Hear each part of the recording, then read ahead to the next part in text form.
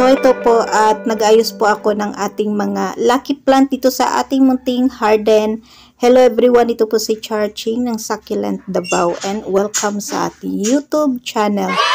And for today's video, so ito guys at isi-share ko po sa inyo yung iba kong plant na inaayusan ko po ngayon dahil ito po ay paghahanda po para po sa darating na Chinese New Year. So ito guys yung aking mga lucky plant na nilagay ko po dito sa harap ng ating tahanan. So yan, at i-share ko po yung isa kong plant na andito ko po nilagay, and then ito po yung plant na nilalagay ko po sa loob ng bahay tuwing Chinese New Year. So ayan guys, at nung November ay inihanda ko na po yung ating plant. So yan na po siya guys, and then swerte po tayo ngayon dahil ayan, nag-produce po siya ng flowers. So ayan, napakaswerte po niyan pag nag-flower po yung ating plant tuwing Chinese New Year. So yan guys, at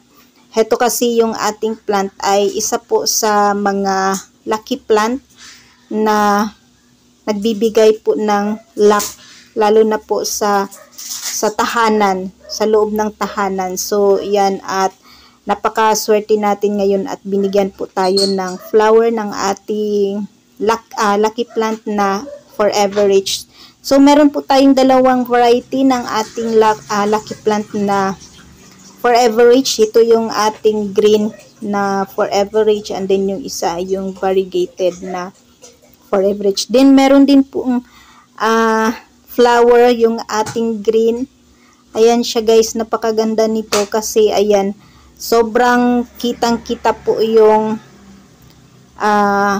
yan, dark spots ng ating plant. Ayan, sobrang ganda niya. So yan po dapat yung gagawin natin, na klarong-klaro po yung kaniyang mga bilog-bilog, kasi yan po ay nagbibigay po ng nag-a-attract po ng money sa atin. So nasa sa inyo po yan guys kung maglalagay po kayo ng mga lucky plant sa inyong bahay ngayong darating na Chinese New Year. So malapit na guys, ngayong Feb 10 hanggang 17 na po yung Chinese New Year. So yan, at napakaswerte po natin dahil ayan, nag-flower po yung ating Forever Rich. So yan guys, ang update dito sa ating mga lucky plant dito sa ating munting garden.